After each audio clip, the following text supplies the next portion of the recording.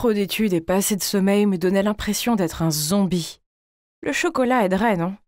Alors je suis descendue, assoupie. Hein? Pourquoi toute ma famille était là avec leurs valises? Vous allez quelque part? Oui, Colorado, pour un voyage de ski. C'est génial! Tu es le meilleur, papa! Pas toi, Hélène, tu as des études à faire et ce voyage est un prix spécial pour Christine pour avoir remporté sa bourse. Quoi? Vous allez me laisser de côté à cause de notes insignifiantes? C'est tellement injuste! Oh, peu importe. Je n'ai même pas besoin qu'il m'accompagne. Chut, viens ici, et je vais te confier un secret. Je peux aller au ski toute seule et m'amuser encore plus. Mais comment, demandez-vous? C'est ce qu'on appelle le rêve lucide. J'en ai entendu parler pour la première fois dans le grand film Inception. Et j'ai réalisé que j'avais déjà vécu les mêmes choses auparavant. Depuis, je suis devenue une experte en la matière. Alors, avant d'aller me coucher, je dois juste écrire un script disant où je veux aller, avec qui, ce que je veux faire, et 3, 2, 1, je dors et vis ma meilleure vie. En fait, je pourrais dire que ces beaux rêves autoconçus sont comme des médicaments pour moi. Parce que, pour être honnête, ma vraie vie est fastidieuse. Peu importe à quel point j'ai essayé, je n'étais pas à la hauteur de ma petite demi-sœur, Christine. Aux yeux de mon père et de ma grand-mère, un enfant d'un docteur en physique ainsi qu'une petite fille d'un professeur d'histoire devrait automatiquement être une encyclopédie ambulante. Mais malheureusement, je n'excellais pas du côté académique de la vie. Il traite Christine comme une pierre précieuse et moi comme un vieux rocher ennuyeux. Chaque semaine, elle obtient généralement d'excellentes notes ou gagne une récompense, puis toute la famille lui offre des cadeaux et des éloges, alors que je suis traitée comme un étranger dans ma propre famille. Oh! Rien que d'y penser, j'ai envie de hurler. Ils veulent que je reste à la maison pour me concentrer sur le test de demain, hein? Non, tu rêves, oui? Alors, j'ai attrapé mon stylo et j'ai commencé à écrire le super script de rêve de ce soir. Voyons voir. C'est vrai. L'odieux Roger a osé jeter sans cœur les bonbons que je lui ai donnés à la poubelle, alors qu'il flirtait avec moi. Quel crétin! Je vais certainement riposter contre lui ce soir. Allongée dans mon lit, j'ai fermé les yeux et j'ai répété la phrase « Je vais le chasser de ma vie ». Et vous ne le croirez pas, dans le rêve, il n'arrêtait pas de me poursuivre comme un fou, mais je l'ai totalement ignoré. Hélène, réveille-toi, le temps presse. Ma meilleure amie Gabi m'a donné un coup de pied et je me suis réveillée. Oh non, il ne restait que 5 minutes. J'ai coché frénétiquement sur le papier et je l'ai soumis à la hâte au superviseur. Hé, tu n'as pas dormi ou quelque chose comme ça? Je suis restée éveillée tard pour écrire le script de mon rêve. Ça valait le coup car j'ai eu ma revanche sur Roger. Et si tu as une mauvaise note? Peu importe, ça ira quand je rentrerai ce soir avec un rêve A+. Mais les choses se sont avérées moins simples que ce que je pensais. En arrivant chez moi cet après-midi, je me faufilais dans ma chambre pour écrire mon prochain scénario quand soudain quelqu'un a attrapé mon sac et m'a tiré en arrière. C'était grand-mère et papa et tous les deux semblaient furieux. « Combien de temps vas-tu vivre comme ça? L'éducation est importante pour cette famille, mais tu ne sembles pas t'en soucier. Tu réalises que rien que cette semaine, ton professeur m'a contacté 3 fois? Mais papa, je n'aime vraiment pas ces sujets ennuyeux. J'aime seulement... Plus de dessins ou de tes histoires stupides. Tu dois te concentrer sur tes études, sinon tu finiras par être une personne inutile, comme... Elle s'est arrêtée, ce qui m'a rendue curieuse. Comme qui? Mais ni elle ni papa n'ont dit quoi que ce soit. Ils sont juste partis tranquillement en me laissant seule. Honnêtement, je n'ai jamais voulu les décevoir à ce point. Alors, cette fois, j'allais faire de mon mieux pour ne pas les décevoir. « Papa! Grand-mère! Regardez, j'ai eu un B+ à mon test de maths !» Personne ne fait attention. Ma belle-mère a câliné Christine et l'a regardée avec des yeux brillants. « Ma merveilleuse fille, je sais que le prix du meilleur élève est juste un jeu d'enfant pour toi, contrairement à d'autres personnes. » Puis elle s'est tournée vers moi et m'a dit « Hélène, s'il te plaît, tu te donnes en spectacle, c'est embarrassant. » Mon visage s'est effondré et j'ai refoulé mes larmes. Mais j'ai fait tellement d'efforts pour avoir cette note. Un B+, il n'y a pas de quoi être fier. J'ai jeté ma copie d'examen à la poubelle, puis j'ai couru vers ma chambre. Peu importe ce que je faisais ou à quel point j'essayais, cette famille me traitera toujours de perdante. Rêve, Hélène, retourne dans ton endroit heureux.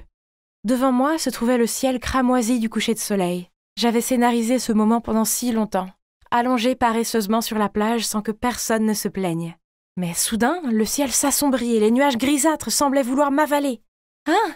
Qu'est-ce qui se passait? Cela ne faisait pas partie du scénario. Terrifiée, j'ai couru dans une forêt, mais il faisait si sombre et c'était effrayant ici que j'ai trébuché et je suis tombée. Aïe! Alors que je me frottais la cheville et commençais à pleurer, soudain une femme étrange est apparue. Elle m'a emmenée dans une maison en bois au bout de la forêt et a gentiment aidé à me bander. Cette femme, eh bien, elle ne m'a pas fait peur du tout. Au contraire, je me sentais rassurée autour d'elle. Curieuse, j'ai essayé de regarder son visage de plus près, mais soudain je me suis réveillée et j'ai réalisé que des larmes coulaient sur mes joues. Quel rêve étrange! J'ai tout de suite dessiné tout ce que j'avais vu, cette forêt, cette maison, mais étrangement, je ne me souvenais plus du visage de cette femme. Pourquoi tu dessines toutes ces bêtises? Mon père m'a arraché le croquis et l'a regardé en fronçant les sourcils. C'est apparu dans mon rêve et... Débarrasse-toi de tout. Si je te vois perdre ton temps avec ces dessins stupides, encore une fois, il y aura des conséquences. C'était vraiment trop. Je ne pouvais pas vivre sans dessiner, c'était la seule chose qui me gardait saine d'esprit. Je devais sortir d'ici, vivre à ma façon, les oublier, eux et leurs normes stupides. Je créerais mon propre monde. Je me suis installée dans la chambre de Gaby et je suis là depuis presque une semaine. Heureusement, les parents de Gaby sont totalement cool envers moi. Quant à ma famille, ils ne m'ont pas envoyé un seul message. Et oui, les rêves continuent, mais maintenant, je craignais de m'endormir car mes rêves lucides étaient encore tous gâchés.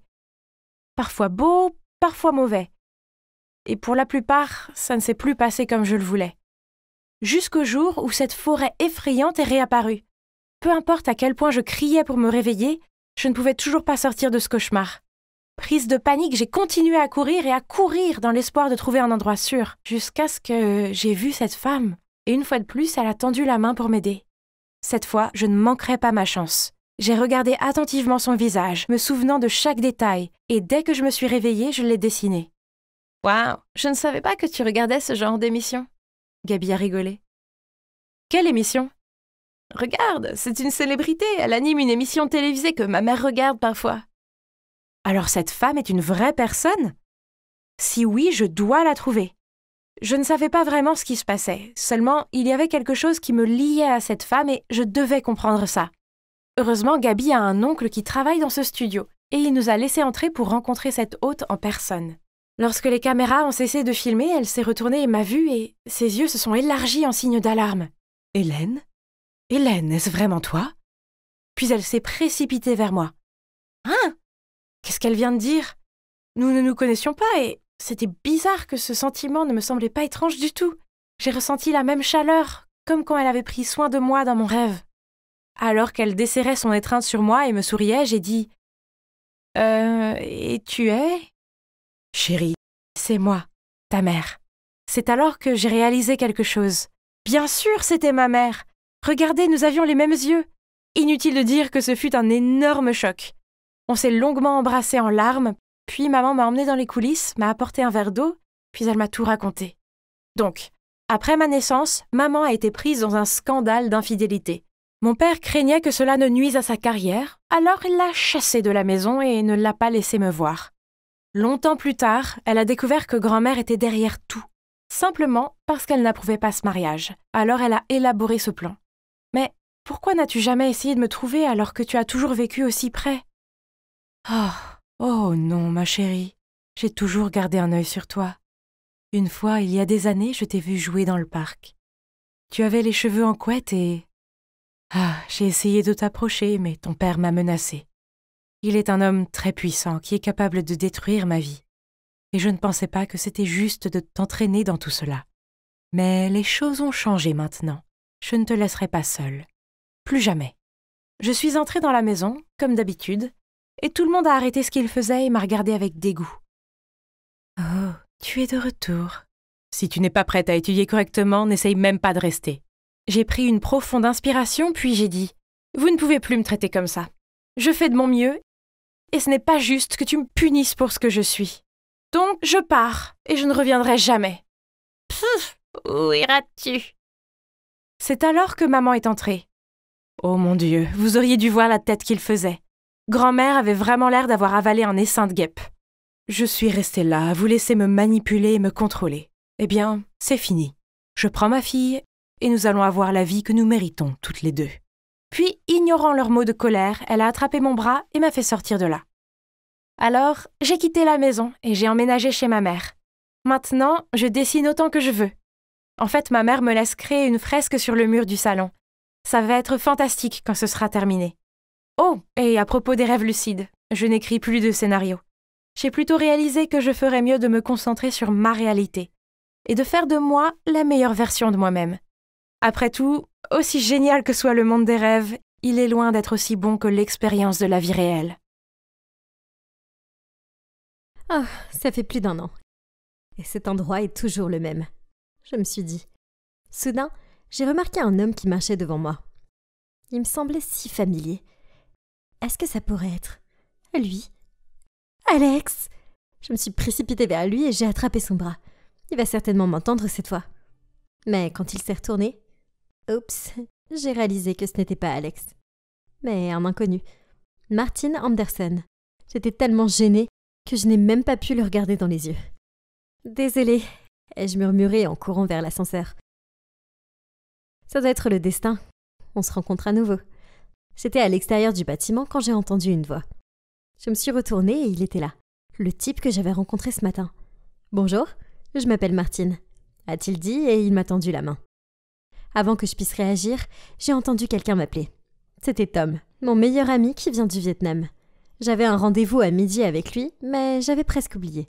« Oh, je suis Lindsay, c'est super de vous voir. » Puis j'ai rapidement dit au revoir à Martine et je me suis précipitée vers Tom. « Lindsay, comment se passe ton nouveau travail? Et qui était ce type là-bas ?» Je me suis sentie si triste quand il m'a demandé ça. Je le connais pas vraiment. C'est juste qu'il ressemble tellement à quelqu'un de mon passé. Tom a roulé les yeux. Quelqu'un de ton passé? Oh, allons. Ne dis pas que c'est ton pathétique petit ami qui t'a abandonné au Vietnam. Eh bien, qu'est-ce que je pouvais dire? Malgré ce que Alex m'a fait, je n'arrivais toujours pas à le faire sortir de ma tête après tout ce temps. Tom l'a clairement senti en disant « Honnêtement, Lindsay, tu dois l'oublier. C'était un vrai connard. » Soudain, tous les souvenirs de notre relation ont refait surface. Il y a 1 an, Alex et moi étions partis ensemble à l'aventure au Vietnam. Nous l'avons planifié depuis longtemps. Et ça devait être un long voyage, puisque nous voulions explorer le pays autant que possible. Au début, tout se passait comme prévu. Et puis, un matin, une dispute stupide nous a conduit à une grosse bagarre, qui a mis Alex tellement en colère qu'il s'est levé et est parti. Je pensais qu'il avait juste besoin de se calmer et qu'il reviendrait. Alors j'ai continué le voyage toute seule en attendant. Mais les jours sont passés rapidement, et il n'y avait aucun signe de lui. Et depuis lors, je n'ai pas vu ou entendu parler de lui. C'est comme s'il s'était volatilisé. Quoi qu'il en soit, j'ai dû payer tout le voyage moi-même, y compris les choses qui étaient réservées pour 2 personnes. Alors je me suis vite retrouvée à court d'argent, et ce qui restait sur mon compte en banque ne pouvait même pas me permettre d'acheter un billet de retour.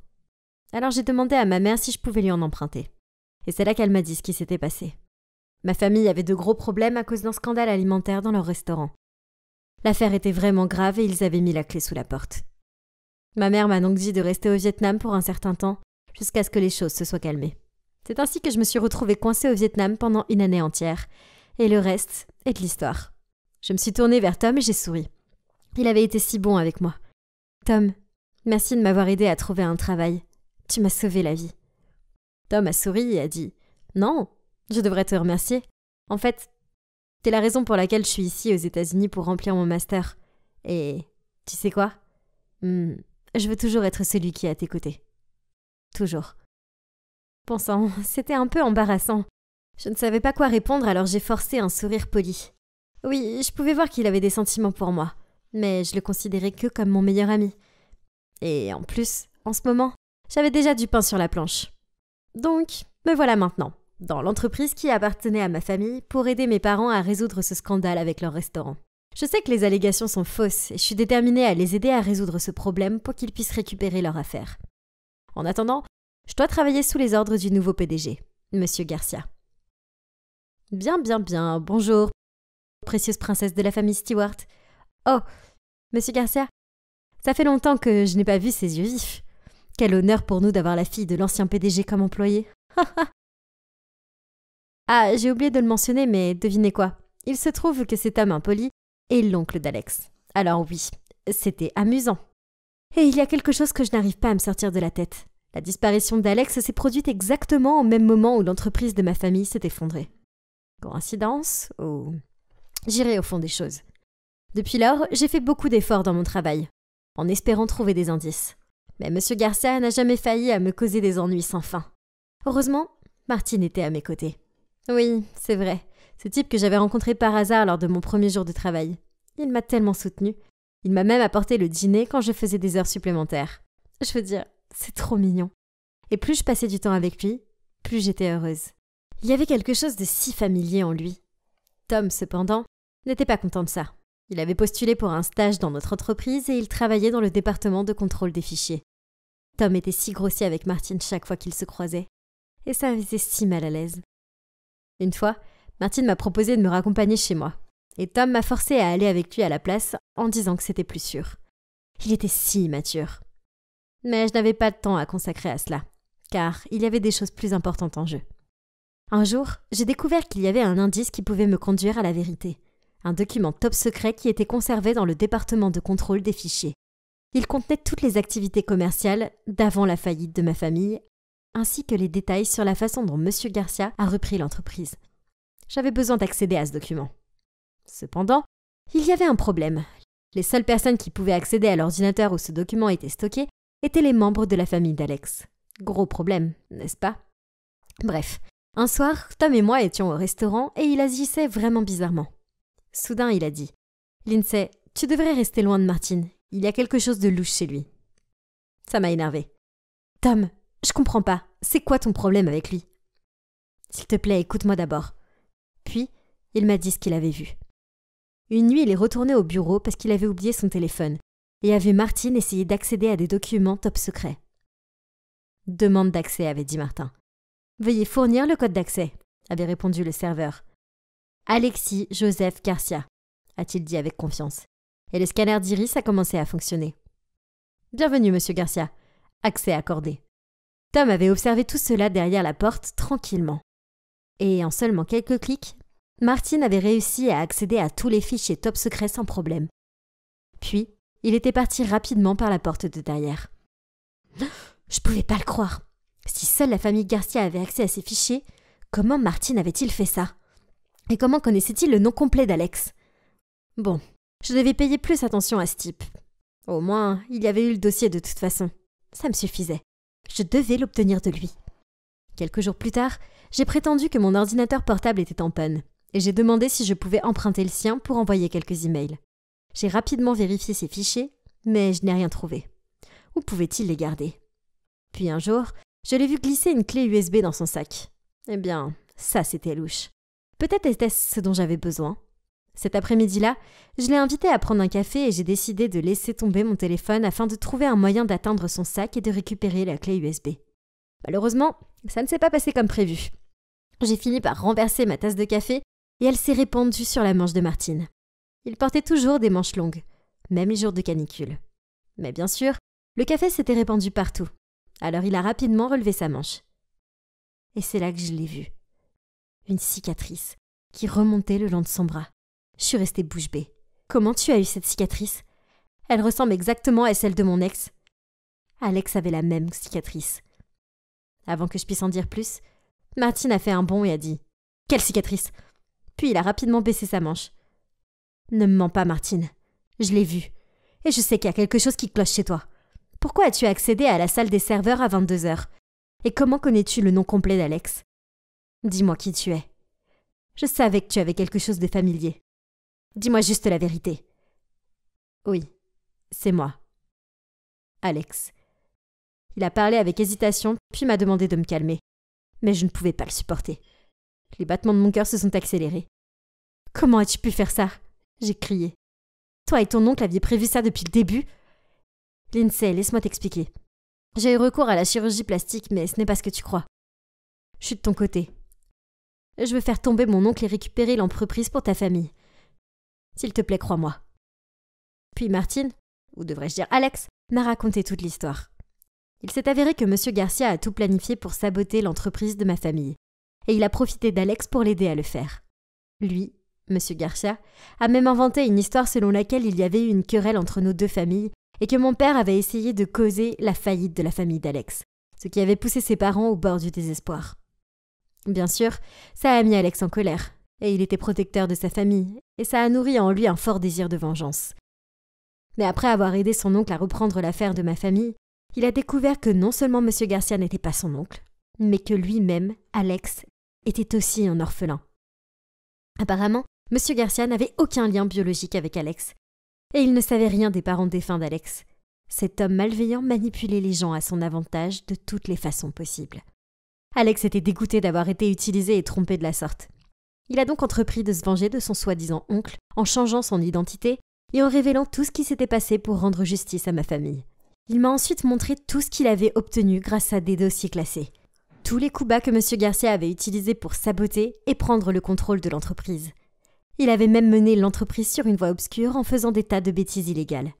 Mais Alex m'a dit qu'avant de devenir Martin, il avait acheté un certain nombre d'actions et qu'il allait maintenant me les transférer pour que je puisse reprendre l'entreprise de ma famille. Je pouvais pas le croire. J'ai immédiatement montré toutes les preuves au conseil d'administration et tout de suite les choses ont été résolues. Finalement, M. Garcia a non seulement été viré de l'entreprise, mais il a également été condamné à la prison pour ses pratiques commerciales non éthiques. Et tout ça, c'est grâce à Alex. La personne à qui j'en voulais le plus a été celle qui m'a aidé à récupérer tout ce que j'avais perdu. Quant à Alex et moi, eh bien, il est clair que nous avons encore des sentiments l'un pour l'autre. Mais après ce que nous avons traversé, je pense qu'il vaut mieux se donner du temps avant de se lancer dans une relation. En plus, Tom m'a déclaré son amour, ce qui était bien sûr évident, mais je ne veux pas le contrarier. Seul le temps nous dira si Alex et moi sommes faits l'un pour l'autre. Bonjour, je suis Cyril et je profite actuellement d'une pause bien méritée pour passer du temps avec mes amis. Je vais à l'université de Georgia Institute of Tech et je suis sûr de devenir un jour un éminent architecte. Maintenant, j'ai juste une chose à régler et je pourrai profiter de ma nuit de repos. Oh, la voilà. Cyril, je ne peux plus faire ça. Je veux pas te faire du mal, mais désolé, nous devons arrêter de nous voir. Eh bien, chaque fin est un nouveau départ. Santé! J'étais le maître pour faire en sorte que ma petite amie rompe avec moi.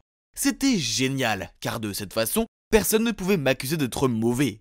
Ah, que faire maintenant? Je devais à contre-cœur trouver un nouveau défi. Ah, désolé, j'allais juste rendre ça. C'est pas grave, j'essaye juste de trouver un autre papier. Ah, comment tu t'appelles? Salut, je suis Cyril. Ses yeux sont pétillants, ses cheveux brillants, ses mains douces, mais... pourquoi cet imbécile m'a soudainement poussé dans un coin loin de la fille sexy? Avant que je puisse lui demander ce qui se passait, il a jeté une photo de cette fille devant moi. Il s'avère que ce mec s'appelle Patrick, et la fille sur la photo est Pauline, sa petite amie. Leurs parents sont tous du genre influent et ont organisé tout leur fiançailles. Ça sonne bien, non? Elle a l'air plutôt mignonne. Mais non, il voulait que je trouve un moyen pour que Pauline rompe avec lui. J'ai entendu parler de toi et j'ai besoin de ton aide. Je ne peux pas faire ça moi-même. Ah, hein? Bien sûr, je comprends. Un vrai homme ne sera jamais le premier à rompre. Je pourrais aider, mais d'abord, voyons quel genre de personne elle est. La conversation a commencé à être très sérieuse. À ce qu'il paraît, cette Pauline était une fille de bonne humeur, avec un côté vulnérable. Donc cela devait être géré avec attention, afin qu'il n'y ait pas de provocation familiale gênante pour mon client. Peut-être. Non, cette façon ne fonctionnerait pas. Et ni celle-là non plus. J'étais sur le point d'abandonner quand Patrick a empilé un paquet d'argent, environ 1000 $, sur la table. Aide-moi et tout ça c'est pour toi. Waouh, c'était beaucoup d'argent pour moi. Cela m'offrirait la magnifique PS5 de mes rêves. Ah. Et de plus, avec mon charme et mon beau look, je pourrais faire tomber Pauline amoureuse de moi et quitter Patrick en un rien de temps. Super. Mes débuts devaient être spectaculaires. Alors je cherchais en ligne des gens prétendant être des voyous pour bloquer le chemin de Pauline. Puis je vais valser et la sauver. Le plan était prêt, j'ai donc marché tranquillement jusqu'au lieu de rendez-vous. Mais, oh non! Qui savait que ces gars étaient de vrais voyous? Ils nous ont menacés, nous ont forcés à remettre tous nos biens, puis à nous rendre dans un endroit abandonné. Oh mon Dieu! Les 1000 $ ne valaient tellement pas la peine de perdre ma vie. Oui, j'avais un peu peur, mais mon instinct de flirt s'est manifesté. Je me suis tourné vers Pauline et je lui ai parlé. Oh mec, elle est super gentille. Et j'ai remarqué que lorsqu'elle parle des choses qui l'intéressent, elle plisse le nez. Elle est si sympa, mais surtout elle est vraiment intelligente. Vous demandez pourquoi? Parce que 1 heure plus tard, les flics sont arrivés et ont arrêté les voyous. Il s'avère qu'avant que Pauline ne remette ses affaires, elle a envoyé la plaque d'immatriculation des voyous à un ami et lui a demandé d'appeler les flics. Ouf! Et heureusement pour moi, grâce à cette rencontre destinée, j'ai obtenu un peu plus d'infos sur elle. Pauline prévoyait d'apprendre l'espagnol pour se spécialiser en tourisme là-bas. Mais il y a encore une chose importante. C'est, je pense, que j'ai le béguin pour elle. Elle ne ressemble à aucune autre fille que j'ai rencontrée. Je veux gagner son cœur, vraiment, pas seulement à cause du plan. Ce sera le meilleur pour les deux. Patrick pourra se libérer de Pauline comme demandé, mais elle ne finira pas par être seule, car elle aura un nouveau beau petit ami à ses côtés. Oui, et ce sera moi. Il y avait juste un problème. Avec toute l'agitation de la journée, j'ai oublié de demander son numéro. Oups, j'ai dû le demander à Patrick. Après, je lui ai envoyé un texto. Mais je n'ai pas reçu de réponse. Il fallait être intelligent, alors j'ai fait semblant d'être un tuteur espagnol. Ouais, je ne parle pas espagnol, mais avec mon charme, ça n'est pas grave, non? J'ai créé un profil flashy et j'ai dit à Patrick de faire semblant de surfer et de me trouver accidentellement, puis de le montrer à Pauline. Et donc, ding! Hola, yo soy professeur Cyril. Mais attendez, zut! Si seulement j'avais étudié plus sérieusement, car tout ce que je connais c'était quelques mots que j'avais appris en regardant La Casa de Papel. J'ai donc copié des leçons d'espagnol sur YouTube et je les ai enseignées à Pauline. Je sais pas si c'est à cause de mes compétences pédagogiques ou de mon charisme, mais Pauline semblait penser que j'étais légitime. Mais mes astuces de flirt n'allaient pas si bien. Je savais qu'elle m'aimait, je veux dire, qui ne m'aimerait pas? En plus, elle m'a donné ses regards mignons et a ri à mes blagues. Notre alchimie était indéniable. Quand j'ai tendu la main et l'a placée sur la sienne, j'ai senti des étincelles voler. Mais ensuite, elle m'a donné son regard gêné et a retiré sa main. Elle m'aimait bien, non? Alors pourquoi agit-elle ainsi? Je n'ai jamais échoué à flirter. Frustré, je marchais péniblement dans la rue, quand... Hein? Était-ce Patrick tenant joyeusement la main d'une fille? Je reconnais ses cheveux longs. C'était Pauline.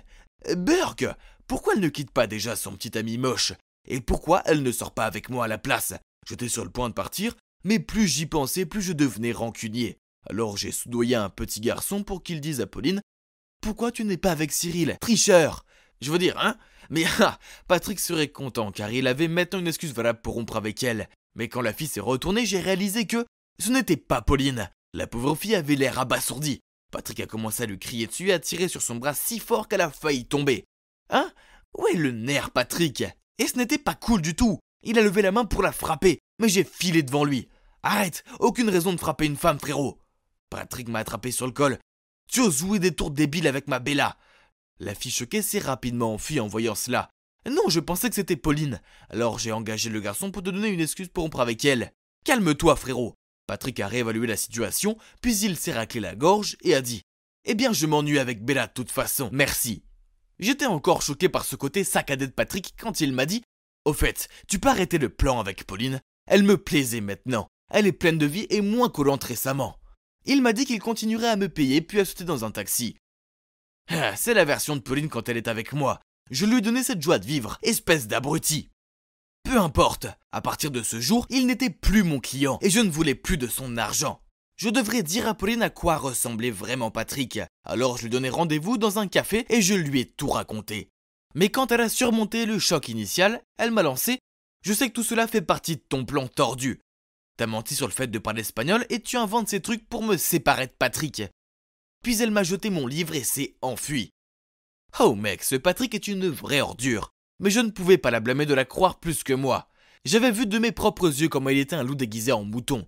J'ai essayé de trouver des preuves à montrer à Pauline, mais ce crétin a bien couvert ses traces. Toute sa façade de rat de bibliothèque était impeccable. Il était toujours cet idiot paresseux, agrippant la poignée du bus pour aller à l'école tous les jours. Ah, quel escroc! Attends Patrick, il est temps que le monde voie ton vrai visage. Avec une telle détermination, j'ai continué à l'espionner en ville. Puis une fois, comme tous les jours, j'étais de garde quand un groupe m'a arrêté, accompagné de Patrick qui me pointait du doigt. Voilà notre sac de sable. On dirait que j'ai été arrêté. Tout le groupe s'est réuni autour de moi. Le point est prêt. Ouais, j'étais assez terrifié. Aucune chance que je puisse les combattre. J'ai levé les poings prêt à souffrir. Mais ensuite quelqu'un a crié « Stop !» C'était Pauline. Patrick a immédiatement changé d'attitude et a ordonné au groupe de partir. Il a dit que je vais voler ses trucs et que ses amis l'aidaient à les récupérer. Et quoi? Le porc! Cyril n'est pas un voleur, et j'en suis sûr. Il doit y avoir un malentendu. Ne l'accuse pas comme ça. Le visage de Patrick a changé. Il a attrapé la main de Pauline et l'a éloignée en disant « On se fiance à la fin de ce mois, n'en dis pas plus. » D'accord, j'ai peut-être pénétré dans leur fête de fiançailles, mais je me suis caché à l'arrière pendant les discours. Ensuite, alors que Patrick parlait, ils m'ont tous les deux repéré. Puis Pauline s'est tournée vers lui et a secoué la tête. Ça faisait mal de la voir comme ça. Elle a peut-être changé d'avis. Qu'est-ce que tu veux dire? C'est à cause de Cyril? Pauline se taisait, et les parents de Patrick devenaient furieux. Comment oses-tu tromper mon fils? Pour qui tu te prends?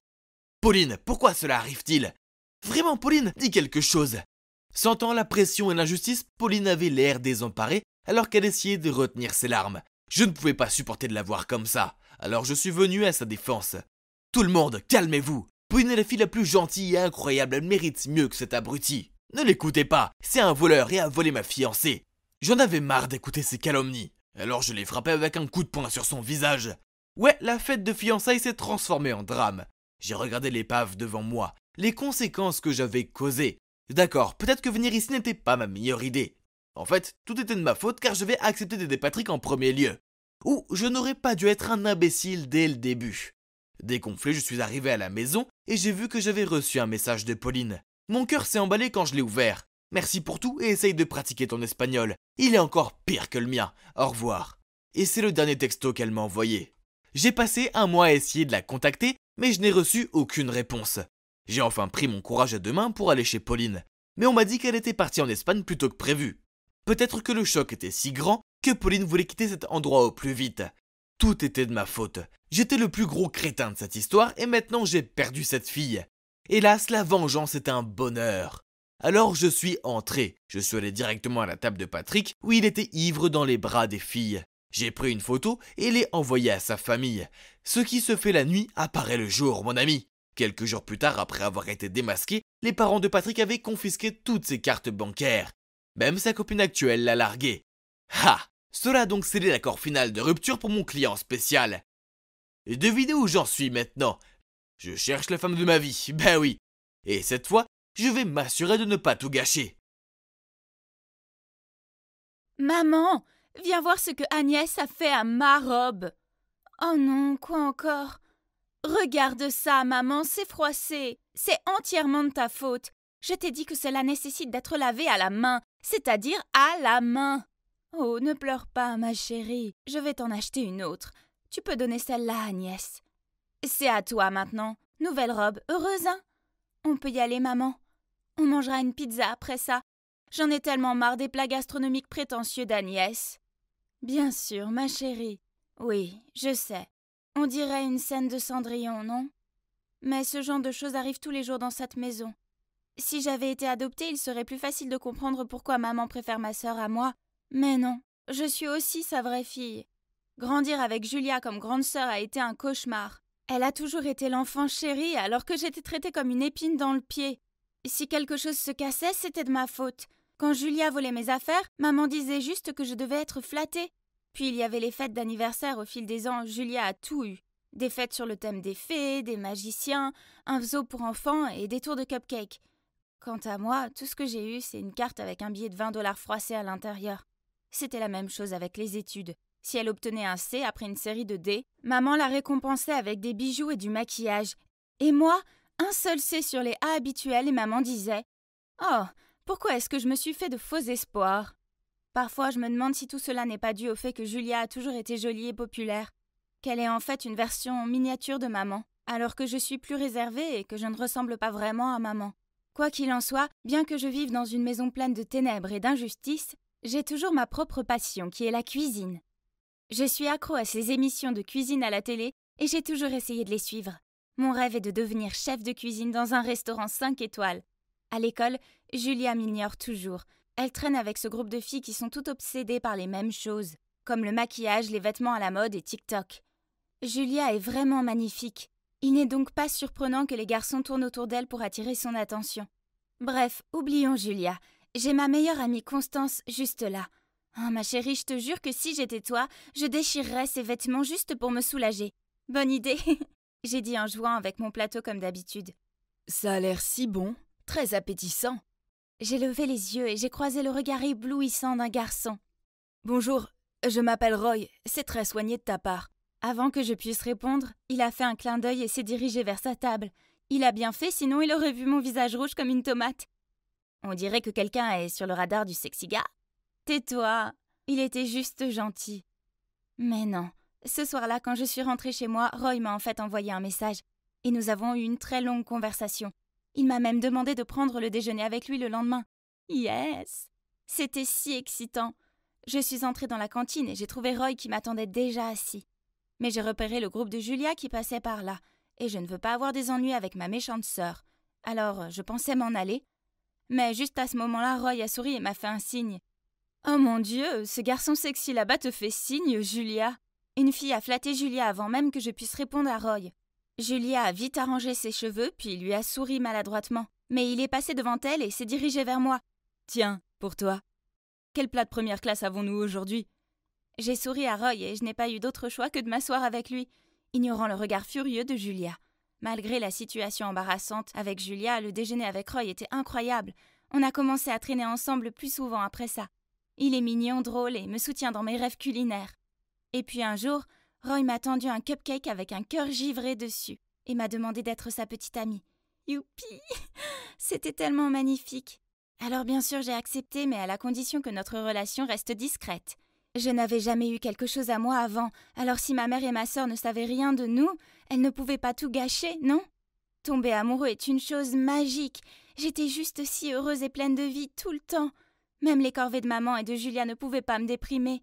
Je pensais que tu n'aimais que la cuisine, alors quoi, tu aimes la lessive maintenant? Pff, ne me dis pas que tu veux être une créatrice de mode ensuite. Je l'ai ignoré et j'ai continué à faire ce que je faisais. En fait, j'ai ignoré toutes les moqueries de maman et de Julia. La vérité était que j'étais bien trop heureuse pour les laisser me déranger. La fête d'anniversaire des 17 ans de Julia arriva bientôt. Et cette fois-ci, elle avait insisté pour la faire dans un restaurant branché de la ville.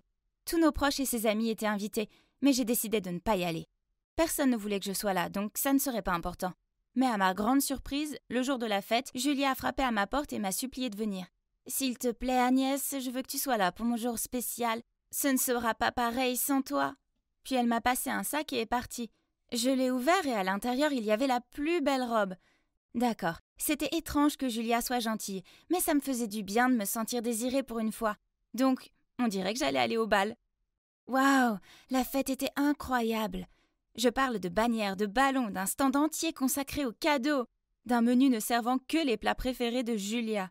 Je sirotais ma boisson, me sentant mal à l'aise quand Julia s'est adressée au public. « Hey tout le monde, merci beaucoup d'être venu à la fête de mon 17e anniversaire. Maintenant, il y a un invité très spécial que j'aimerais vous présenter à tous. C'est mon nouveau petit ami, Roy. » J'ai regardé avec horreur Roy sortir de la foule et le laisser Julia le prendre dans les bras. « Oh, quoi ? Pourquoi mon petit ami était avec ma sœur ?» Je l'ai regardé droit dans les yeux, mais il ne pouvait pas croiser mon regard. C'était terrible, j'avais l'impression de ne pas pouvoir respirer. Paniquée, je me suis précipitée dehors prendre l'air. « Tout ce qui est à toi sera bientôt à moi, peu importe comment tu le caches. » Je me suis retournée pour voir que Julia se tenait là, un énorme sourire en coin sur le visage. Comment pouvait-elle être aussi effrontée? Je l'ai dépassée pour aller chercher maman. Elle criait au serveur pour qu'il apporte d'autres boissons. Je suis allée vers elle et j'ai balancé ce que Julia avait fait et combien j'étais bouleversée. « Bon sang, arrête d'en faire tout un plat. Julia est ta sœur, alors sois heureuse pour elle. En plus, Roy est bien plus fait pour elle que pour toi. » Ah, c'est fini. Je ne peux plus supporter cette famille égoïste. Je m'en vais.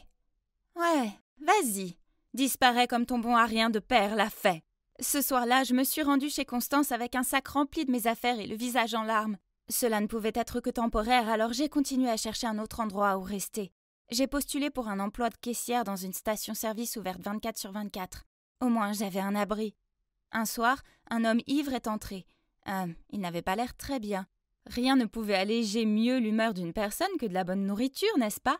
Alors j'ai pris certains des ingrédients disponibles et je les ai utilisés pour lui préparer un plat délicieux.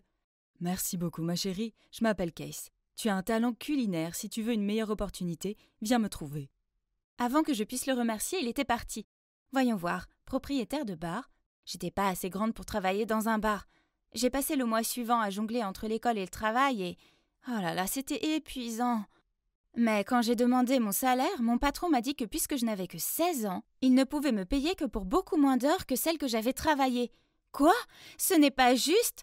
Je travaillais comme une folle pendant 12 heures parfois. Mais il m'a menacé de me dénoncer pour avoir volé de la nourriture dans le magasin. Je n'avais pris que des aliments périmés qui ne pouvaient pas être vendus. Me sentant mal à l'aise, j'ai démissionné et je suis partie. J'ai erré dans la rue, puis j'ai levé les yeux et je me suis retrouvée devant le bar de cet homme. Je n'avais pas d'autre endroit où aller. Donc je suis entrée et il y avait Case, mais... Oh, il avait l'air si différent.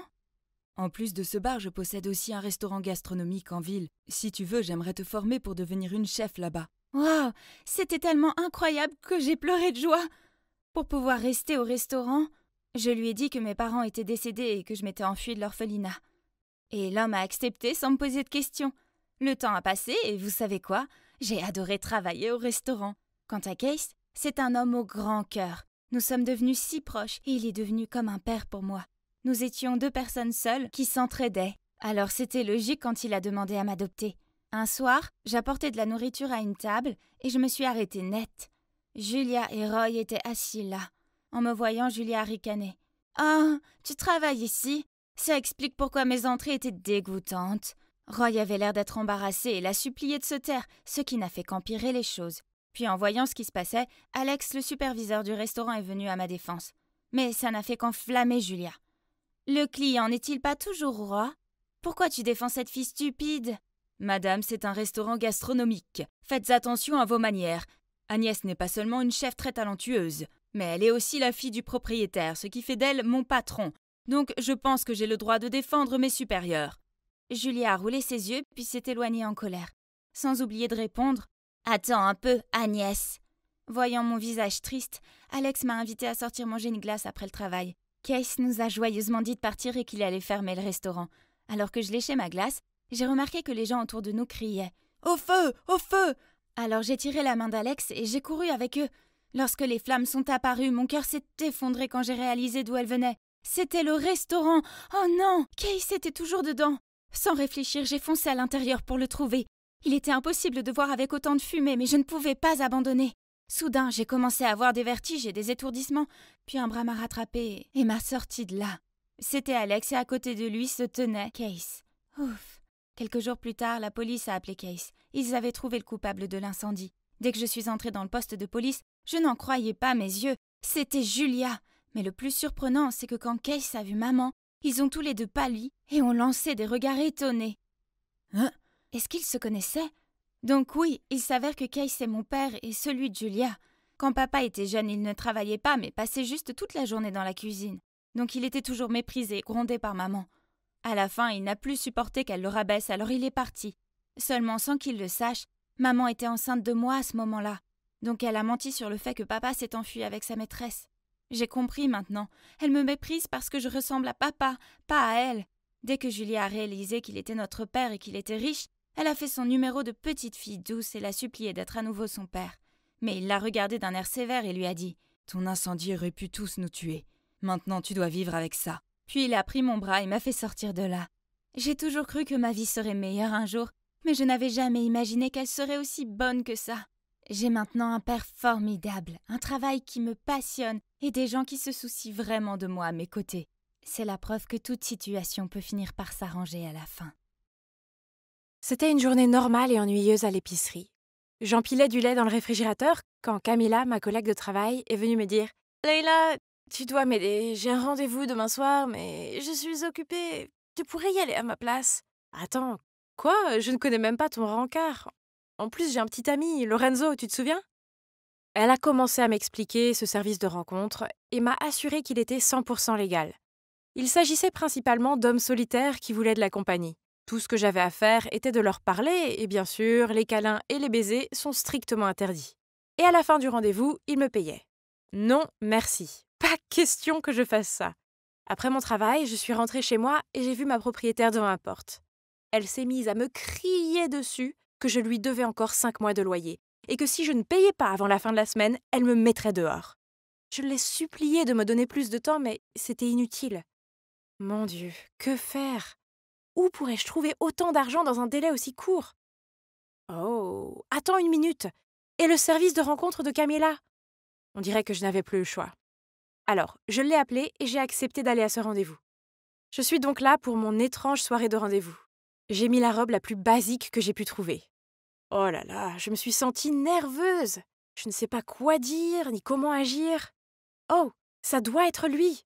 Mon Dieu, Camilla! Comment a-t-elle pu oublier de mentionner que ce type avait la 50aine? Les gens vont penser que c'est mon sugar daddy. Reste concentrée, Leila. Je ne pouvais pas abandonner car ma maison en dépendait. Alors je me suis approchée lentement de l'homme. Au début, il avait l'air surpris. C'est logique, je veux dire, il s'attendait à Camilla. Je lui ai expliqué la situation et il n'était pas du tout en colère. Il m'a juste souri et nous avons commencé à parler. Il s'appelle Monsieur Henry. Il a perdu sa femme il y a 2 ans et depuis, il se sent seul et a besoin de quelqu'un à qui parler. C'est pourquoi il a commencé à utiliser ce service. C'était en fait assez facile de parler avec lui, donc la soirée s'est passée sans aucun problème. Après le rendez-vous, il m'a tendu une enveloppe et m'a dit combien il me remerciait d'avoir écouté ses soucis. J'avais hâte de rentrer chez moi et d'ouvrir l'enveloppe. Mais il a commencé à parler de son fils au cœur brisé. Soudain, il m'a demandé si je voulais lui parler. Évidemment, j'ai refusé car c'était un geste unique pour aider Camilla. De plus, j'ai un petit ami. Et d'ailleurs, il serait furieux si jamais il apprend ça. Le lendemain, j'ai payé à la propriétaire 2 mois de loyer et lui ai assuré que j'aurais le reste avec elle bientôt. Mais à mon grand étonnement, elle m'a forcé à payer en une seule fois. Eh bien, devinez où je suis maintenant? Dans un café, à attendre Monsieur Henry et son fils. Ah. Oh, il est là. Et ça doit être son fils?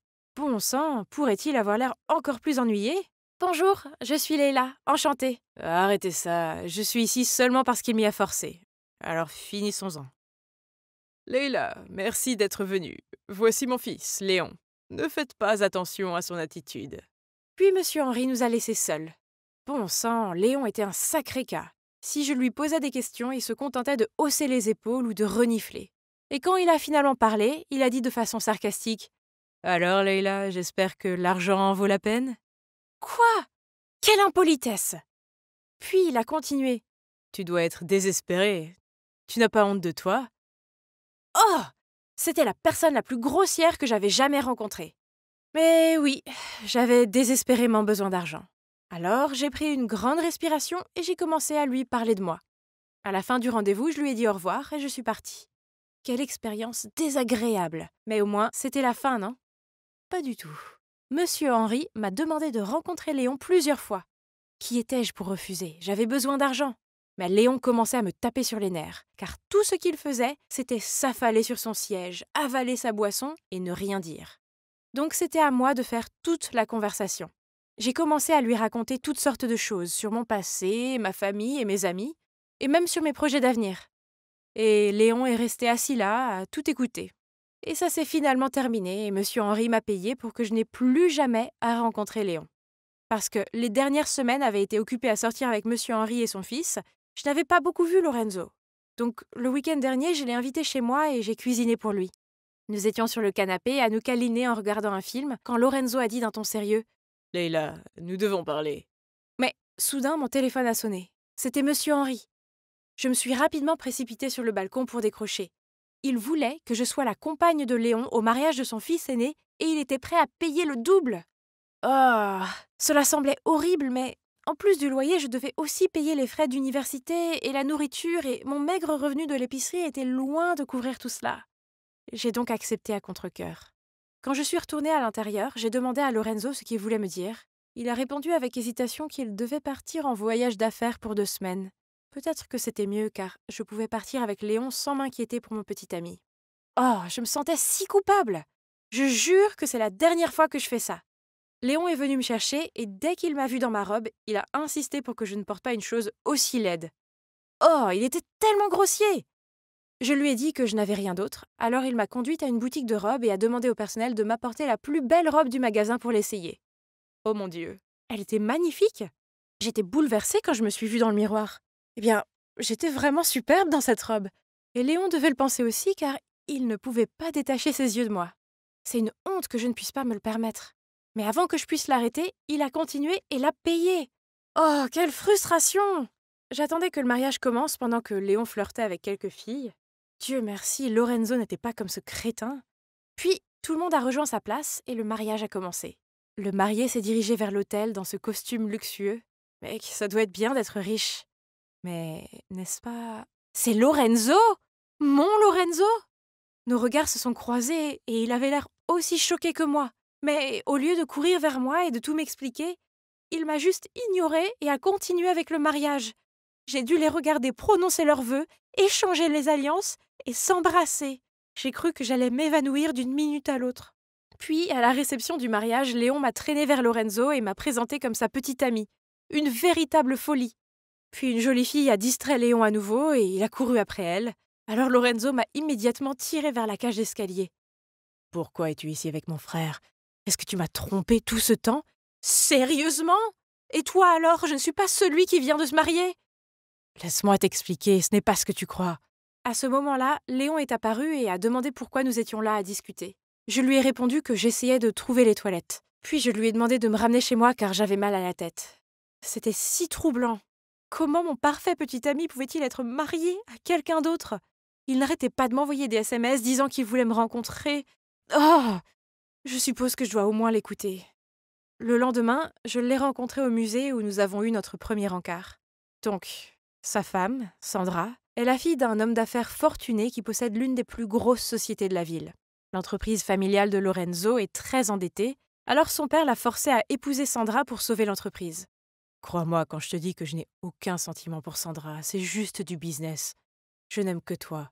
S'il te plaît, ne me quitte pas. Je te promets que dès que la société sera rétablie, je demanderai le divorce. Et vous devez penser que je suis folle. Mais je l'aime toujours, moi aussi. Et puis, si le mariage n'est que temporaire pour qu'il puisse sauver l'entreprise familiale, alors c'est compréhensible, non? Il m'a embrassée et est parti. Mais après ça, Lorenzo a changé.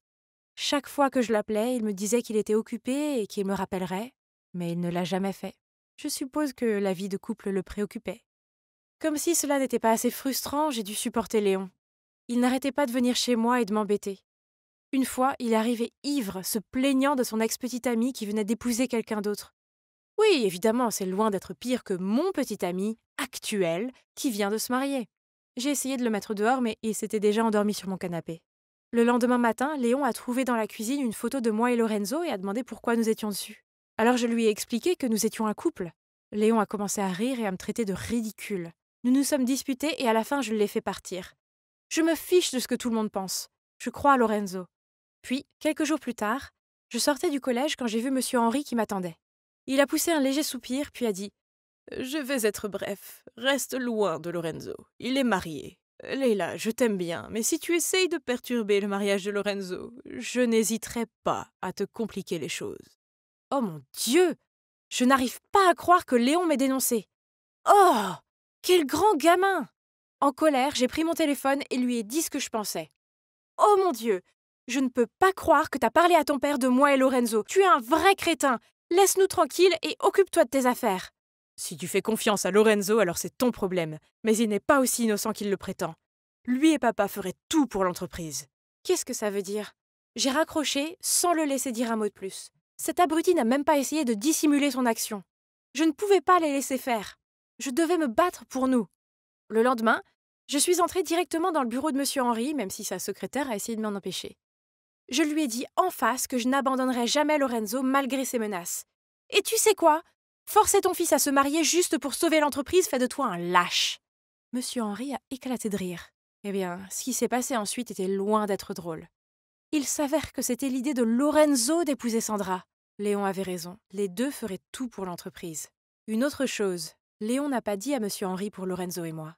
Monsieur Henri nous a vu parler au mariage, alors il a engagé quelqu'un pour enquêter sur nous. J'avais totalement tort à propos de Léon. Juste à ce moment-là, Lorenzo est entré et s'est arrêté net en me voyant.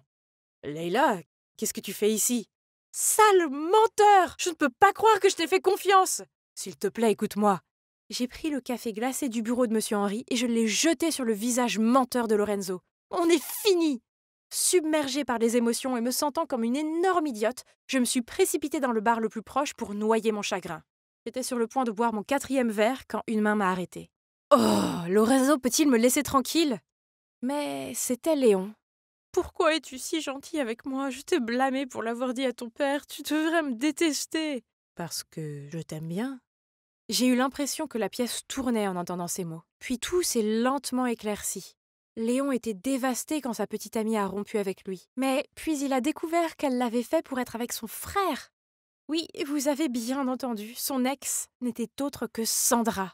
Au début, Monsieur Henri a forcé Léon à épouser Sandra pour le bien de l'entreprise. Même si Léon était fou d'elle, il ne voulait pas l'épouser sous ces conditions. Lorenzo a surpris leur conversation, alors, pour gagner la confiance de son père, il a éloigné Sandra de Léon. Cette famille était folle. Je ne voulais plus jamais rien avoir à faire avec aucun d'entre eux. Alors j'ai rejeté les sentiments de Léon, j'ai quitté le bar en courant et j'ai totalement coupé les ponts avec eux. Alors, et maintenant ? J'ai obtenu mon diplôme le mois dernier et j'ai décidé que j'avais besoin d'un nouveau départ dans une toute nouvelle ville. Jusqu'ici, tout va bien. J'ai un nouveau travail que j'adore et c'est tellement bon de savoir que je ne vais pas tomber sur ce crétin de Lorenzo ou son père. Je sais ce que vous vous demandez. Et pour Léon ? Eh bien, un jour, je sortais de mon appartement quand j'ai vu un visage familier. Oui, c'était lui. Lorsque Léon a appris que je déménageais dans une autre ville, il a déménagé aussi. J'ai trouvé ça mignon qu'il soit prêt à laisser sa famille, ses amis et son travail derrière lui juste pour être avec moi. Peut-être qu'il est temps de m'ouvrir à lui. Vous ne croyez pas ? Eh bien, le temps nous le dira. Dommage que mon histoire doive se terminer ici. Waouh, ce gâteau a un goût de paradis! J'ai tendu le bras pour prendre une autre part quand j'ai entendu un grognement. Je t'ai dit d'être gracieuse, n'est-ce pas ? Puis maman m'a tiré vers elle pour saluer ce couple élégamment habillé. Oh, encore ! Ils m'ont regardé de haut en bas et m'ont dit « J'ai entendu dire que tu étais une pianiste douée. Nous aimerions t'entendre jouer. » Hein ? Du piano ? Je n'en avais jamais joué de ma vie. Avant que je puisse répondre, maman est intervenue. Malheureusement, Phoebe s'est foulé le poignet. Peut-être la prochaine fois. Je l'ai regardée de façon confuse. Pourquoi mentirait-elle comme ça ? Maman, pourquoi t'as dit que je pouvais jouer du piano ? Ah, oui. Je me suis peut-être vantée auprès d'eux que tous mes enfants adoptés sont excellents. Je veux dire, toutes les mamans se vantent de leurs enfants, non ? Eh oui, j'avais grandi dans un orphelinat avant que maman ne m'accueille dans sa famille. Cet endroit est plutôt grand, hein ? Je l'ai trouvé écrasant au début et j'ai fini par me perdre en cherchant ma chambre. Heureusement, il y a beaucoup de mes sœurs adoptives pour me montrer où aller. J'en ai 10. Oui, vous avez bien entendu, 10. C'est comme si je passais d'un orphelinat à l'autre, sauf que je ne suis plus orpheline. Et nous avons toutes le même âge, ce qui est inhabituel car les parents d'accueil préfèrent souvent des enfants plus jeunes. Ils disent que les ados sont plutôt têtus, sans parler du fait que mon père adoptif n'est jamais là. Je ne pourrais même pas te dire à quoi il ressemble. C'est donc juste nous, les filles, ici. Je m'entends bien avec Colline, elle a 2 ans de plus que moi et nous partageons la même chambre. Même si j'aimais vivre avec maman et mes sœurs, maman nous faisait faire des choses étranges, comme porter des vêtements ringards et marcher en ligne droite. Pire encore, elle m'a forcée à apprendre le piano. Oh ! Je n'étais pas du tout musicale. Je faisais juste du boucan. Elle m'a aussi appris à manger correctement, mais c'était comme une séance de dressage de chien. Je n'avais le droit de manger que lorsqu'elle faisait un signe. Et le temps que je comprenne comment utiliser l'argenterie, le repas était déjà terminé. Oh ! Mais c'est comme ça que chaque mère enseigne à sa fille, non ? Et apparemment, maman n'avait plus la patience de me coacher. Alors elle m'a confiée à Colline, sa fille vedette. Nous passions 1 heure par jour à parler ensemble. Ou plutôt, elle me donnait des conseils sur la façon de parler correctement. Colline m'a dit que je devais contrôler mon volume parce que j'avais tendance à crier et que ce n'était pas très féminin. Je devais chuchoter au même volume qu'elle et choisir mes mots avec soin pour faire preuve d'intelligence et de grâce. Oh, peut-être que ce serait plus facile si je ne disais rien du tout désormais. Je n'ai pas eu l'occasion de connaître mes autres sœurs car maman nous a fait poursuivre chacune une aptitude différente, ce que nous devions exécuter lors de notre évaluation mensuelle. Maman est en général très douce et attentionnée, mais trop stricte quand il s'agit d'entraînement. Nous devons consacrer beaucoup de temps et d'efforts à l'entraînement. Un jour, j'essayais de comprendre la feuille de musique quand j'ai entendu Lexi se plaindre. « Pourquoi maman me force-t-elle à faire cette mission impossible ? Tellement ennuyeux !» Quoi ? Au moins le patin à glace est 1000 fois plus amusant que le piano. Si seulement... Une idée m'a traversé la tête. Cette nuit-là, je suis allée voir ma mère et lui ai dit timidement « Maman, je veux passer des leçons de piano au patinage sur glace. Je veux échanger avec Lexi. Quoi ? Non. Mais pourquoi ? Lexi n'aime même pas le patin à glace. C'est parce que je peux voir le potentiel en chacune de vous. Donc c'est impossible de changer. Frustrée, je suis retournée dans ma chambre et j'ai pleurniché auprès de Colline. Mais ce n'était pas un gros problème pour elle. Maman sait ce qui est le mieux pour nous. Eh bien, ça, je n'en suis pas trop sûre. Nous n'avons même pas pu aller à l'école, car maman disait que l'école à la maison était suffisante, alors que je trouvais sa méthode plutôt étrange. J'ai rêvé de cette vie parfaite avec une maman extraordinaire, mais maman n'a jamais été très affectueuse. Peu importe combien nous avons étudié ou essayé de perfectionner notre passe-temps choisi, elle ne nous a jamais câlinés ou félicités, pas même Colline, la fille la plus intelligente ici. Je voulais absolument impressionner maman, alors une fois, j'ai passé des heures à préparer cet apéritif portugais pour elle. Mais elle a juste pris une bouchée et dit que c'était bon. Je lui ai demandé si elle ne m'aimait pas, mais elle a juste répondu qu'elle nous aidait à avoir une position élevée dans la société et une vie brillante. Mais je n'ai pas besoin de ces choses. Je voulais juste qu'elle m'aime. Cet endroit est si étouffant et le seul moment où je peux respirer, c'est quand je vais acheter du pain le vendredi matin. Ah. Et soudain, quelqu'un m'a tapé sur l'épaule, ce qui m'a fait sursauter au point de faire tomber mes affaires. « Hé, c'est vraiment toi? Mais quelque chose ne va pas chez toi? Pourquoi cette démarche étrange ?»« Je ne suis douée que pour acheter du pain, mais tu as tout gâché, tu vois ?» Jules s'est baissé pour le ramasser pour moi. Il était toujours aussi grossier, mais je me surprenais à être jalouse de son esprit libre. Nous étions parfaitement assortis à l'orphelinat et... C'est embarrassant à admettre, mais j'étais très vilaine à l'époque et je volais souvent à l'étalage avec lui. Tu pourrais aller voler un peu plus. Tu te souviens de nos tours? Je dois te dire 3 choses. Premièrement, j'ai été adoptée. Deuxièmement, ma famille adoptive est riche. Et enfin, je suis éduquée pour devenir une noble dame. Donc, plus de vol. C'est ridicule. J'ai aussi 3 choses pour toi. J'ai été adoptée aussi. Mes parents m'aiment tellement. Oh, et ce sont des flics. On s'est regardés et on a éclaté de rire. Nous étions donc tous les deux pris, n'est-ce pas?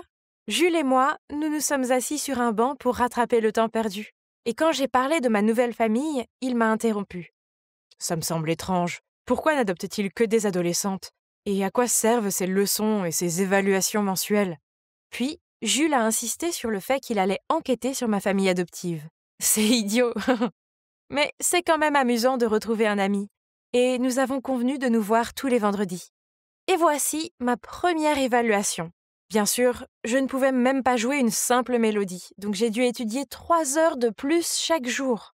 Mes sœurs ont encore plus souffert. Karine était obligée de s'abstenir de manger car elle pesait 2 kilos de plus que la norme. En revanche, Willy a dû manger sans arrêt la nuit pour prendre 5 kilos de plus. Si c'est à ce point, ça ne doit pas être simplement pour satisfaire la vantardise désinvolte d'une mère, n'est-ce pas? Le vendredi suivant, j'ai parlé à Jules de l'évaluation de la semaine dernière. Il a déclaré qu'il y avait un problème avec ma famille. Je ne pense pas, Jules, maman veut juste le meilleur pour nous. Écoute, Phoebe, je pense qu'elle fait exprès de vous former. Chacune de vous doit être bonne dans un certain domaine, comme les commandes de course. Les commandes? Ne va pas trop loin. Tu connais le bœuf de Kobe? On fait écouter de la musique aux vaches, on leur donne de la bière à boire et on les masse, mais à la fin, tu sais quel est le résultat. Oh non, c'est ce que c'est? Maman disait qu'elle nous donnerait le meilleur tant qu'on travaillait dur. Est-ce que nous étions testés et estampillés comme ces vaches? Un jour, je suis rentrée à la maison et j'ai trouvé Colline en train de faire sa valise. Maman va m'emmener dans une nouvelle école demain. Donc, Colline partait? Mais où? Tu vas me manquer, Serette. Envoie-moi un message. Mais les jours passèrent sans un modèle. J'ai demandé à maman et elle m'a dit que le travail de Colline avait payé et qu'elle allait à une école prestigieuse, mais que les téléphones sont interdits. Ça semblait suspect. Alors je l'ai dit à Jules et il a insisté que je rapporte l'affaire. Un autre vendredi, Jules et moi nous sommes rencontrés dans une église. Pourquoi a-t-il choisi cet endroit ennuyeux? Je regardais autour de moi quand j'ai vu un groupe de lycéennes sortir de l'église. Elles portaient toutes le même uniforme terne, avaient les cheveux attachés en chignon et étaient alignées de manière obéissante. Et là, je l'ai vue. Colline? J'étais sur le point d'aller la saluer, mais le regard furieux de la femme qui l'accompagnait m'a fait fuir. Ce n'était pas bien. Je devais demander à Colline ce qui se passait. J'ai donc attrapé Jules et j'ai poursuivi le groupe, mais ils sont montés dans une voiture noire et ont filé. Peut-être que cette église est leur lieu de transaction malin, hein? Ils ont tout mis en uniforme pour que personne ne les soupçonne, mais en voyant ces visages, je suis sûre qu'ils vont être envoyés au marché noir. Au marché noir? Rien que cette pensée m'a fait frémir. Je devais sauver Colline. Je ne pouvais pas laisser maman s'en tirer comme ça. Cette nuit-là, je suis descendue sur la pointe des pieds pour écouter aux portes. Ok, je vais la livrer ce week-end. Correct. Elle mesure 1,70 m. Le patin à glace, la cuisine et la peinture, bien sûr. Je l'ai formée comme il faut. Tu ne seras pas déçu. Donc, l'affaire se passe comme prévu, ok? On se voit dimanche. C'est ça. La prochaine livraison était Lexi. J'ai vérifié et l'ai vue emballer ses affaires, un rayon de bonheur innocent sur son visage. J'ai envoyé un message à Jules qui m'a répondu « Attends calmement à la maison, n'agis pas sans réfléchir, je vais trouver une solution. » Cette nuit-là, je n'ai pas pu fermer l'œil. J'étais terrifiée que quelque chose de terrible arrive à Lexi. Alors dès que j'ai vu maman et Lexi monter dans la voiture pour partir, je me suis glissée dans le coffre sans faire de bruit et j'ai envoyé à Jules la localisation. La voiture a mis du temps à s'arrêter. Avions-nous enfin atteint le lieu de la transaction? Quand ça m'a semblé sûr, je suis sortie prudemment et j'ai vu maman parler à une femme d'âge moyen à l'air fastidieux. Qu'est-ce que maman a dit pour que Lexi soit si paniquée qu'elle s'accroche à maman? La femme a tendu à maman une enveloppe assez épaisse, puis a attrapé la main de Lexi et l'a traînée au loin. Mon Dieu! Où était Jules? Je ne pouvais pas regarder ma sœur être emmenée comme ça. Laisse Lexi partir maintenant! Phoebe, qu'est-ce que tu fais? Arrête ça! Tu vas nous vendre, n'est-ce pas? Je connais déjà la vérité. Mais de quoi diable tu parles, Phoebe? Furieuse, maman m'a éloignée. Stop! Soudain, 2 policiers se précipitent, ordonnant à tous de mettre les mains en l'air. Derrière eux se trouvait Jules, toujours haletant. Ils étaient les parents adoptifs de Jules. Aidez-moi! Maman essaye de nous vendre, moi et ma sœur! Voyant cela, l'autre femme a rapidement expliqué. Non, il doit y avoir un malentendu. J'aide simplement la fille de Gianna à s'inscrire dans mon école. Abasourdi, mon regard est passé de maman à l'autre femme, puis à Jules. J'ai expliqué pourquoi je pensais que ma mère était une trafiquante d'êtres humains. Ils ont tous été surpris. Ah, je t'ai fait t'entraîner aussi dur parce que je veux que tu sois acceptée ici. La plus prestigieuse école de filles, pour que tu puisses avoir une meilleure vie. Je ne veux plus aller dans cette école, maman. Elle m'a parlé de toutes les règles strictes, cet endroit est terrifiant. Vous ne pouvez pas les forcer à faire ça. Vous les avez adoptés, donc vous devez les faire se sentir en sécurité et aimés. Madame Gianna, c'est une école prestigieuse et elle n'a pas besoin de votre scandale. Vous m'avez fait croire que vos filles étaient naturellement douées, ce qui s'avère maintenant être un mensonge. Je n'accepterai plus aucun de vos enfants désormais. Non, ce sont mes enfants. Elles méritent le meilleur. Elle a supplié la directrice de revenir sur sa décision, mais elle a secoué la tête. Soudain, ma mère a crié « Pourquoi? Je veux juste qu'ils ne souffrent pas comme moi. Alors qu'est-ce qui ne va pas avec ça ?» Puis maman a fondu en larmes. Il s'avère que dans le passé, maman était amoureuse d'un politicien. Mais il a décidé qu'il ferait avancer sa carrière en choisissant d'épouser une diplômée de 7 prestigieuses écoles. Maman l'aimait tellement qu'elle a continué à être sa maîtresse. Mais même s'il subvenait à tous ses besoins, maman a toujours eu l'impression d'être inférieure à sa femme officielle, surtout lorsqu'il se vantait de sa femme intelligente et de ses filles talentueuses. Puis, lorsqu'elle a voulu fonder sa propre famille, il ne l'a pas autorisée. Enfin, elle a décidé d'adopter des filles et de les former afin qu'elles puissent entrer dans cette école, quel que soit leur milieu. C'est donc la raison pour laquelle elle nous a fait ça. Je dois admettre que j'ai eu un peu de peine pour elle. Tout cela n'était que pour apaiser la douleur de son passé. Mais, maman, nous ne voulons pas aller dans cette école prétentieuse. Nous voulons juste que tu nous aimes et que tu nous protèges. Je suis désolée, j'avais tort. J'essayais seulement d'aider. Je suis désolée, tout est de ma faute. Puis elle m'a prise dans ses bras. Donc, au final, mes sœurs et moi avons enfin une famille vraiment heureuse. Maman ne nous fait plus faire de tâches stupides, elle nous laisse poursuivre nos propres rêves et passions. Nous allons toutes dans une école publique et vivons notre vie normale. C'est merveilleux d'avoir une mère formidable, des sœurs incroyables et mon meilleur ami Jules à mes côtés. Salut, je m'appelle Kat, le diminutif de Catherine, mais seule ma mère m'appelle comme ça.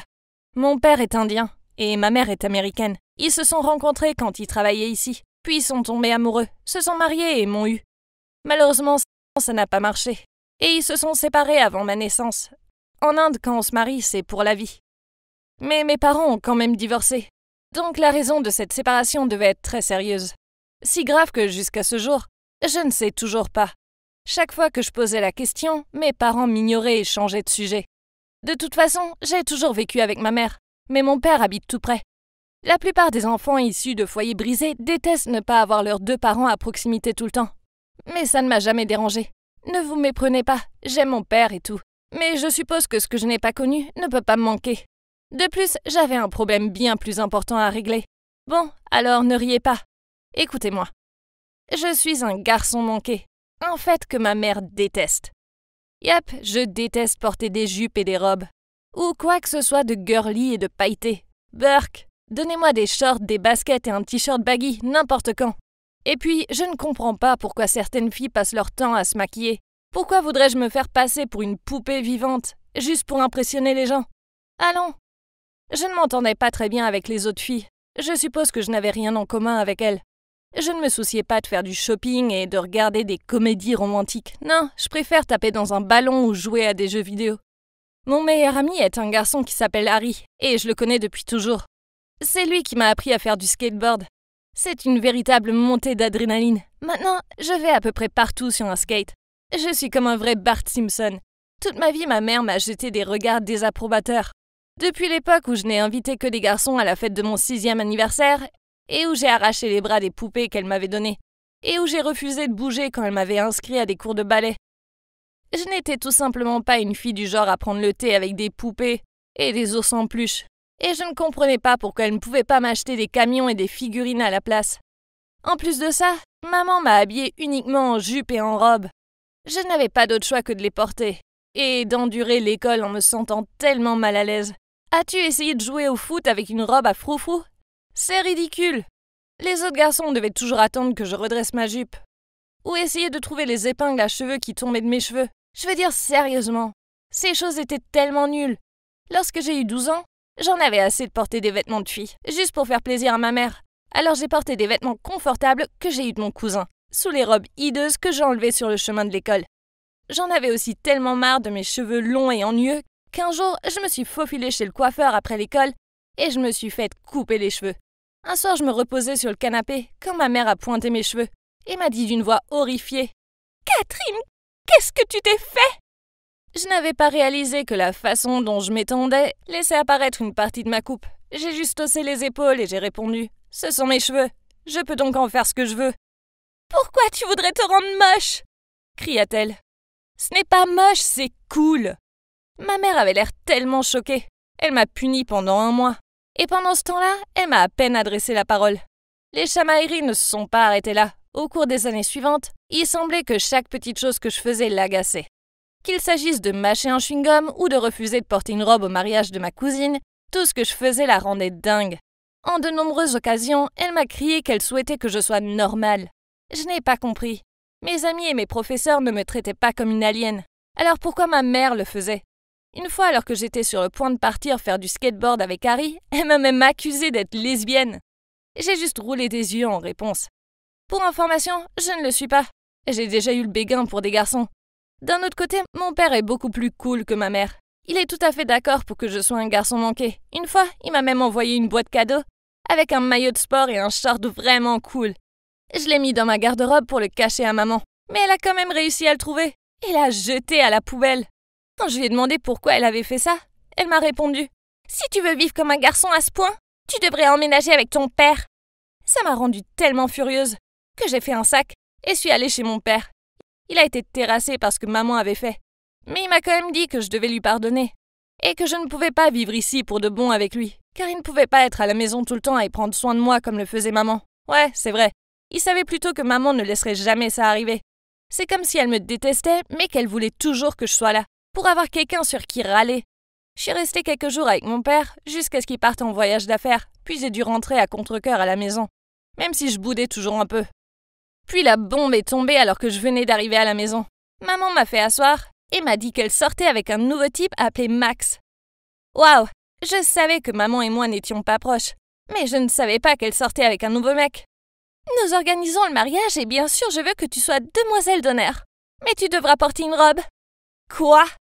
Elle connaissait le gars depuis 5 minutes et maintenant elle allait l'épouser? Ouais, peu importe, lui ai-je répondu.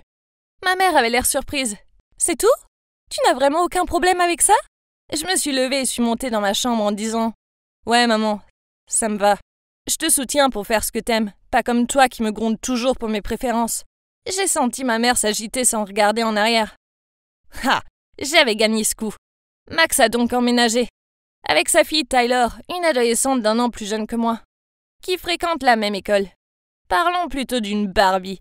Tout ce qu'elle semble être, c'est une masse de cheveux blonds brillants et tout en rose. Sérieusement, son sac à dos, ses couvertures de lit, ses rideaux et même son téléphone sont roses. Mais c'est pas grave, chacun a ses propres goûts. Alors comme ça, peu importe. En fait, il s'avère que ce nouveau membre de la famille n'est pas aussi mauvais que je le pensais. Max est un type bien qui ne me regarde jamais de haut. Et ne commande jamais mes manières de garçon manqué. Et en ce qui concerne ma mère, elle s'est moins concentrée sur moi. J'étais pratiquement invisible pour elle, maintenant qu'elle avait Tyler à ses côtés. Vous croyez que je serais folle de jalousie? En fait non, pas du tout. J'étais contente d'être en paix. Mais ensuite, maman a commencé à me comparer à cette gamine, en disant que je devrais lui ressembler davantage, car nous étions toutes les deux des filles, mais j'ai agi comme un petit démon. Quoi? Tyler était tellement pathétique qu'elle a crié quand elle a vu un cafard dans la cuisine, et a refusé de descendre du plan de travail tant qu'il n'avait pas été enlevé. Ne me poussez pas à vous raconter comment elle a agi, comme si elle ne pouvait pas atteindre les étagères du haut de la bibliothèque de l'école, pour qu'un garçon vienne l'aider. Ah, c'est dégoûtant. Puis les choses se sont envenimées lorsque Tyler est entré dans ma chambre, pour me demander de descendre pour le dîner. Bon, je mettais probablement ma musique trop fort pour l'entendre frapper à ma porte. Mais quand même, elle n'était pas la bienvenue ici. Alors elle a jeté un coup d'œil rapide dans ma chambre. D'accord, je suis pas vraiment la personne la plus organisée, mais je sais exactement où sont les choses. Je lui ai demandé « Qu'est-ce que tu regardes comme ça ?»« Rien » a-t-elle bluffé. « Eh, pourquoi n'irions-nous pas au centre commercial demain? Allons acheter quelque chose de mignon. J'ai besoin de nouveaux vêtements. Et on dirait que tu pourrais aussi avoir besoin d'aide. » Je vais bien, merci. Les jupons ne sont pas vraiment mon style. Je suis pas du genre à faire beaucoup d'efforts, lui ai-je dit en souriant. « Oh, s'il te plaît, tu aimerais être comme moi. Regarde-toi, tu as le sens de la mode d'un garçon de 5 ans. C'est si enfantin. Qui porte encore des pantalons cargo? C'est mieux que d'être un vilain petit canard flamboyant qui se cache derrière des millions de couches de paillettes roses et de fond de teint. Au moins, ce vilain petit canard deviendra bientôt un cygne. Mais toi, tu dois rester un moins que rien pour toujours. Pas étonnant que ta maman te déteste. » Je la regardais avec haine. Qui était-elle pour me juger dans ma propre maison? J'avais besoin de donner une leçon à cette gamine. Je me suis précipitée vers elle et lui ai tiré les cheveux en arrière. Elle m'a crié d'arrêter. À ce moment-là, ma mère est apparue et m'a crié dessus. « Catherine, arrête ça tout de suite! Tu dois grandir !» Moi? J'ai répondu en criant. « Elle vient de me dire que tu ne m'aimes pas. Eh bien, elle marque un point. Personne ne pourrait aimer quelqu'un qui agit comme ça. Regarde-toi dans le miroir. Tyler a seulement dit ce que nous pensons tous. Tu as déjà 17 ans pour l'amour de Dieu. Grandis un peu et laisse-moi tranquille. » Que disait maman? Elle prenait le parti d'une fille quelconque, qui venait juste d'emménager au lieu de sa propre fille? Génial. Il est inutile de se battre avec ces crétins à l'esprit étroit. J'ai lâché Tyler et je les ai poussés, elle et maman, hors de ma chambre, en leur criant dessus « Bien, vous deux allez vivre heureuses dans votre faux monde rose de filles. » Puis j'ai claqué la porte dans leur face de débiles. J'en ai eu vraiment assez d'eux. J'en ai eu vraiment assez de tout.